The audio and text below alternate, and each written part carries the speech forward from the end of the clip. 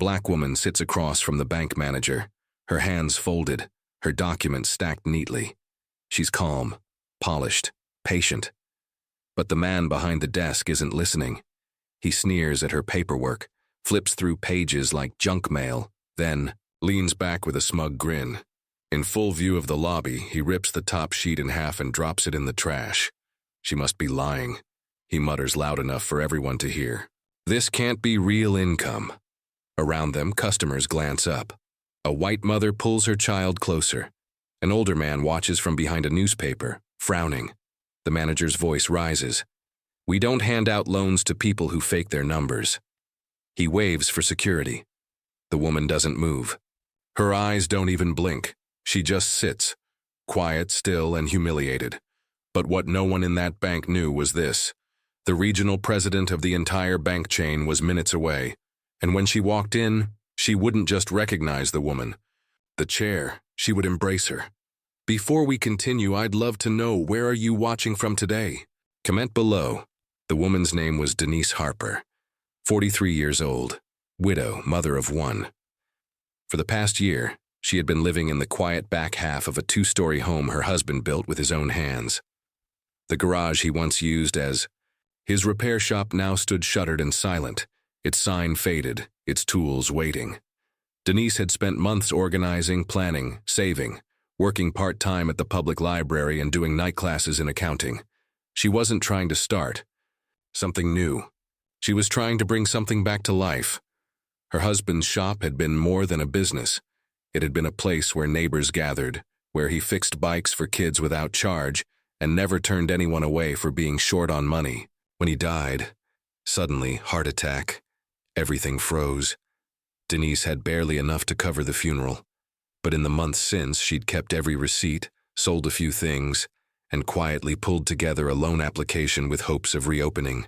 The shop under her name, it was supposed to be a formality. She had done everything right. A solid business plan, property deed, life insurance funds, proof of ownership. She even had letters of support from local customers and a glowing recommendation from the city's small business outreach office. The bank was a regional chain, big enough to matter, small enough to walk into. The branch near her neighborhood sat tucked beside a grocery store. The inside smelled of printer toner and fresh coffee. A front desk clerk with a bright smile handed her a clipboard and told her to wait for Mr. Callahan. He was younger than she expected, mid-30s, pressed shirt, gold watch. He barely made eye contact as she introduced herself. His handshake was limp. He pointed her toward a seat and tapped her application folder with the back of his pen like it was something suspicious. He asked where she got the money. She told him insurance and savings. He frowned. You're not working full-time? I'm part-time at the library. My income projection is based on reopening. He cut her off, flipping to the last page. So, no current revenue stream. She paused. Not from the shop, no. But the business has a strong history. I have community letters. He didn't look at them. Customers moved quietly through the lobby. A young man deposited a check. A teller greeted a woman in scrubs. Denise stayed focused, answering every question clearly, offering extra documents without being asked. But with each passing minute, the tone shifted. He asked if her husband had debts, if she was sure she legally owned the property, if she'd ever been in collections. She hadn't. Still, he pressed, her fingers curled around the armrest. She didn't raise her voice, didn't rush. She just kept handing over proof. But each time she did, he seemed less interested. He started glancing at his phone, muttered, under his breath. Eventually he sighed, closed the folder, and leaned back like he'd sat through a long, boring movie. That'll be all, he said flatly. We'll be in touch, or not. She didn't move, because she had just seen something. On the side of his desk, half hidden under a calendar, was a small bin. Inside it, crumpled, half-torn, was the cover sheet of her application. He had thrown it away before even finishing their conversation. And Denise knew in that moment what was really happening. The silence between them lingered. Denise sat still, her purse on her lap, her back straight, her breath steady. The bank manager, Callahan, tapped his pen against the desk. avoiding her eyes now. When he finally looked up, his expression had changed. Not casual indifference anymore, but something sharper, defensive, emboldened. You know, he said slowly, I've seen a lot of these kinds of applications lately. People trying to work the system. Denise didn't respond. I mean, let's be honest here, he went on, louder this time. You show up with a business plan, some savings, and a claim to a property that frankly doesn't match your reported income. It raises red flags. That's not profiling. That's procedure. She kept her gaze steady, lips pressed. The lobby was no longer quiet. A few people had stopped pretending not to listen. A middle-aged black couple by the teller window watched, with frozen expressions. A young white woman in yoga pants looked up from her phone. Callahan picked up the folder and rifled through it again, this time more performatively. You listed a $60,000 insurance payout here, and a $22,000 balance in savings. That's convenient. It's documented, Denise said calmly. Sure it is, he said, mocking her tone. Anyone can print something off the internet. Then, like a magician pulling a cruel trick, he held up one of the documents, a scanned letter from her late husband's insurance company, and tore it cleanly down the middle. Oops, he said flatly. Accident. Gasps rippled through the room. A nearby teller looked up in alarm. Callahan didn't flinch. He tossed the torn paper toward the waste bin and stood. I think we're done here, he said. You can try applying at another institution. We reserve the right to decline service at our discretion. He pressed a small button under the EOA desk. Two uniformed security guards stationed near the entrance shifted upright and began walking over. Denise did not move. She smoothed the hem of her skirt with one hand and rested the other over the strap of her purse. Her breathing was slow. Her shoulders were still. You're refusing me service, she said. I'm refusing to waste this bank's time, he said. You're not eligible. You're not even credible. The guards stopped just a few feet behind her. They did not touch her. Not yet. But their posture said enough. Prepared. Waiting. Denise looked at them once, then back to the manager. Sir, one of the tellers said softly from behind the counter. Maybe we should... I said we're done, Callahan snapped. The room was no longer just watching. It was holding its breath. A little boy in line tugged on his mother's arm and asked, Why are they yelling at her? His voice carried. His mother hushed him, flustered. One of the older customers, a black man in a veteran's cap, stepped forward slightly, then stopped himself. He looked at Denise, his eyes full of something like quiet grief. And still, she said nothing more. She did not cry, did not stand, did not argue. She simply sat, surrounded by the shredded remains of her paperwork, by stares and silence, and by two guards who hadn't yet decided if they were needed. Callahan leaned forward, both palms on the desk. You need to leave, ma'am. You're making a scene.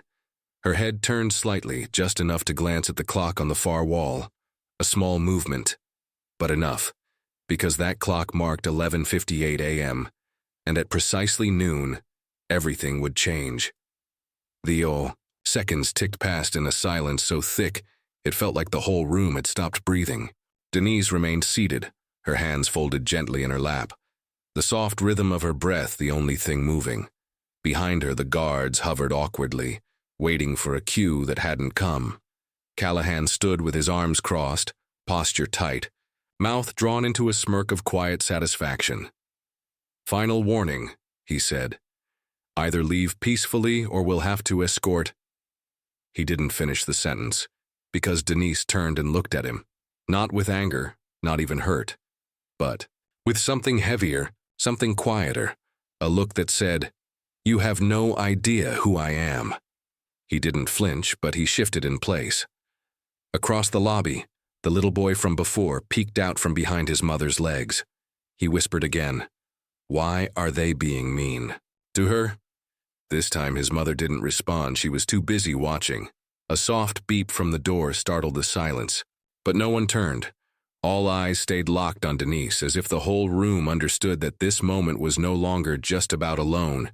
It was about dignity, about who gets to belong, the torn document in the trash, the shredded application, the way her name had been spoken like a burden. This was the moment the room realized it had witnessed something shameful. A young Latina teller wiped her palms on her skirt, her eyes glassy. Another staff member stepped backward into a side hallway, as if wanting to be invisible, but Denise sat still. Her silence was heavier than any argument, her calm more powerful than outrage. And then, slowly, almost reverently, she reached down into her purse, not for a weapon, not for a phone, but for a second copy of the same application. She placed it gently on the desk, page by page, perfectly aligned. She never broke eye contact.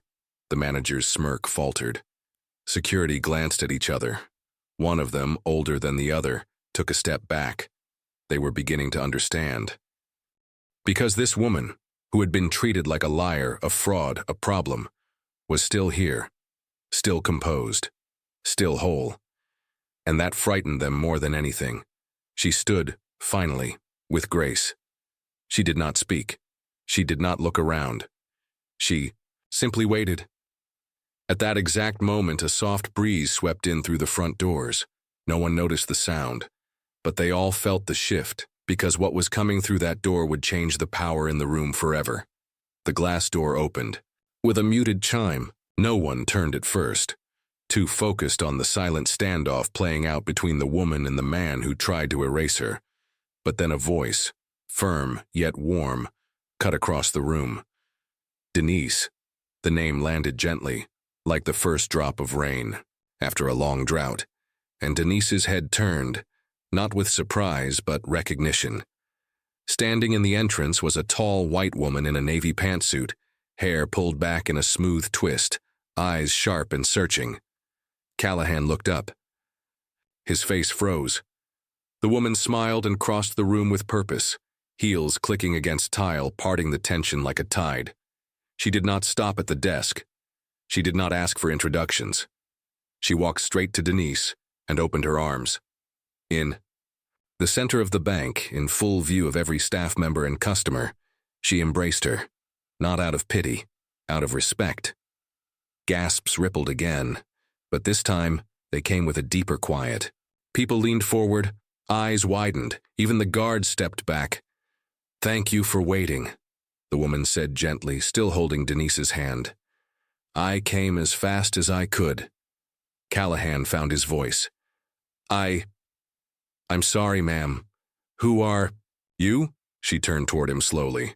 "I'm Miriam Elwood, regional president of this bank chain, and you are." He opened his mouth, closed it, cleared his throat. I'm just handling an application." She raised a brow. "Handling. I was following protocol. There were inconsistencies, and the client became uncooperative." "I've read the application," she interrupted. "Twice. In fact, I signed off on it personally before your branch was even looped in." His mouth fell slightly open. "I received an email from Ms. Harper 2 weeks ago," she continued. "She attached her documentation, her business history, and even scanned letters from community leaders. This application was pre-approved pending in-person verification." She paused. "You were meant to process it, not judge her." The lobby was silent again, but now it was a different kind of stillness. The air had shifted. Callahan's skin had gone pale. He tried to gather his composure. There must have been some confusion. She didn't have to mention anything," Miriam said, her voice now cooled to ice. "She followed every rule. You ignored everyone." The young Latina teller stepped out from behind the counter. Her voice trembled, but she spoke clearly. He threw her documents away, ripped one right in front of her, called security. Another staff member nodded slowly. It wasn't right. Miriam's face didn't change, but her jaw tightened. "Thank you both. I'll be speaking to each of you privately before I leave."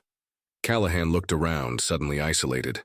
The room he controlled a moment ago now watched him with something colder than judgment, disappointment, and then Miriam turned back to Denise. "Let's go to my office," she said. "We'll get this finalized today." "Personally," Denise nodded. Once. She didn't smile. She didn't gloat. She just gathered her second copy of the application, the one he hadn't touched, and walked beside the woman who now stood between her and the system that tried to reject her. As they walked past the desk, Miriam paused. "You can clock out for the day," she told Callahan without looking at him. "Leave your badge." And just like that, the balance of power moved. Have you ever been treated like you didn't belong, only to prove them wrong later? Share your moment below. Upstairs, the quiet hum of the bank's executive floor felt like another world. Thick carpet muted their footsteps. Frosted windows filtered in soft afternoon light. Behind a wide oak door, Miriam's office sat pristine.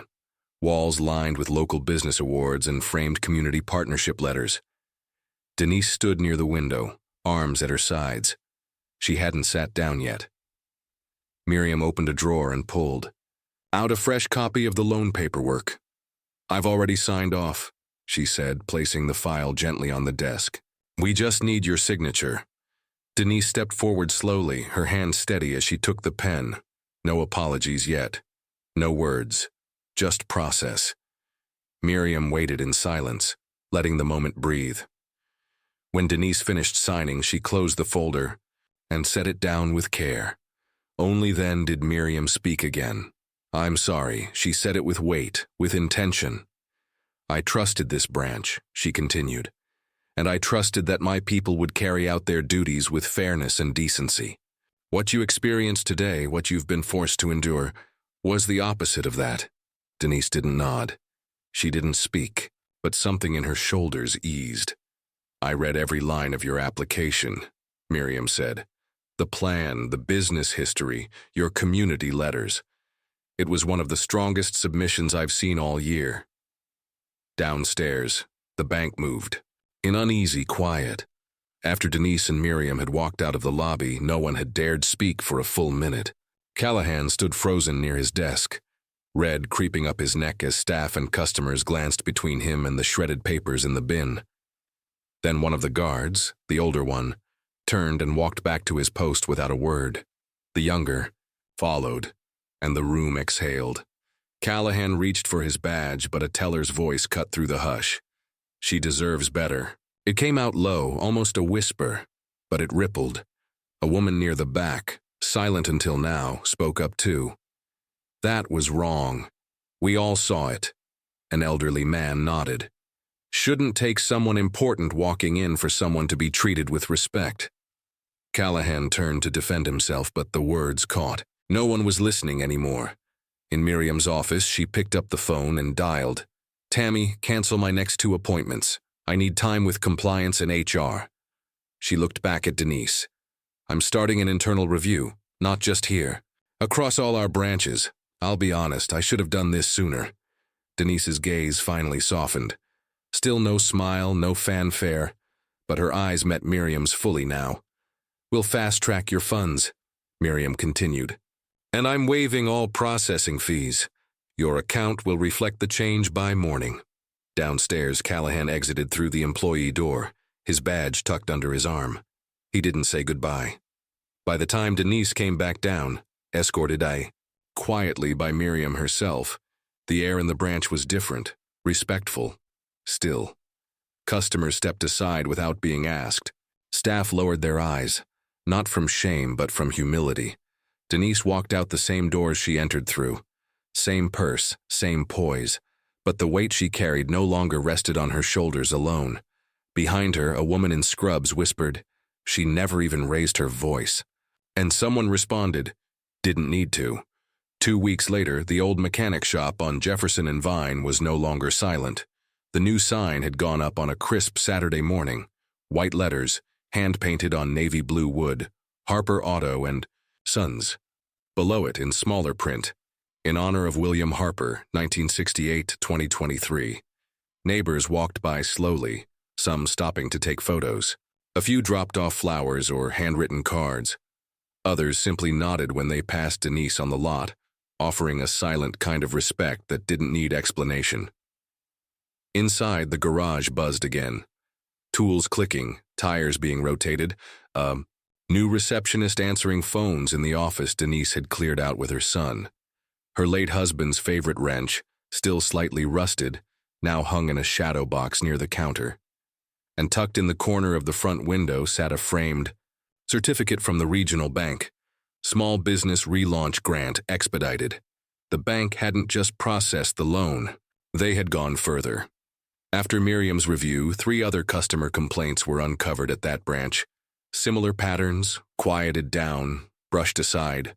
A formal apology letter was issued, not only to Denise, but to every customer who had felt concern about mistreatment in the past year. Mandatory anti-bias training was rolled out across the region, not just a quick session, but a third-party-led month-long program with follow-up evaluations. Miriam herself held a press conference. She didn't name Callahan. She didn't speak in sound bites. She talked about trust, about power, about how the banking system was never neutral, and how leadership must carry the burden of that truth. Her words made local headlines. The story never went national, but in this part of town everybody heard. And Denise?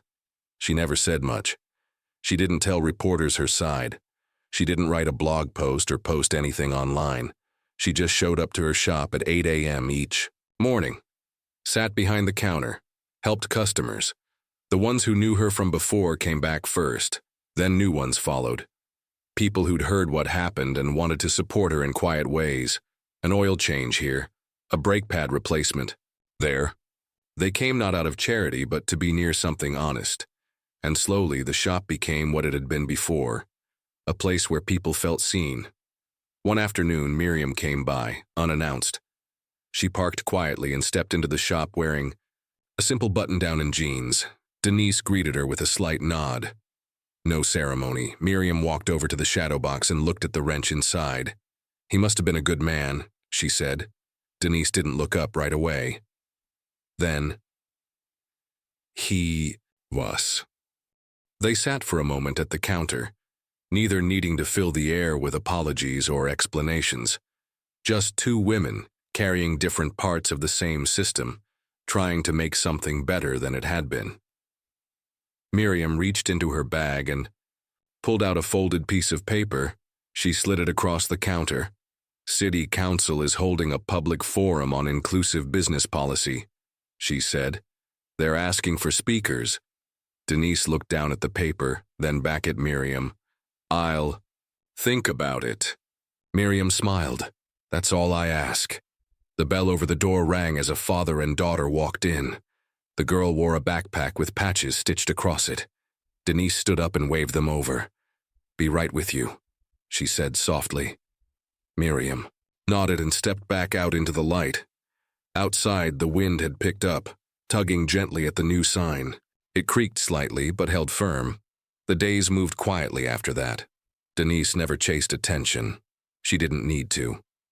Her work spoke louder than the moment they tried to erase her. Harper Auto & Sons became a small fixture on the block, known not just for honest repairs, but for something rarer.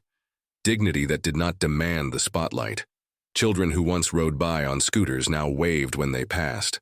Elders stopped in just to say hello. Some brought stories about William. Some just came to sit for a while. Inside the shop, next to the framed loan certificate and the wrench on the wall, Denise added one more thing, a small plaque. "For those, who wait with grace, speak with truth, and rise with stillness." She never told anyone where the words came from, but the people who knew her didn't need to ask. At the bank, change came slowly, but it came. Hiring policies shifted. A new community liaison position was created. Miriam kept her promise. But the deeper change, it settled in the quiet glances. Between strangers. In how a teller hesitated before dismissing someone.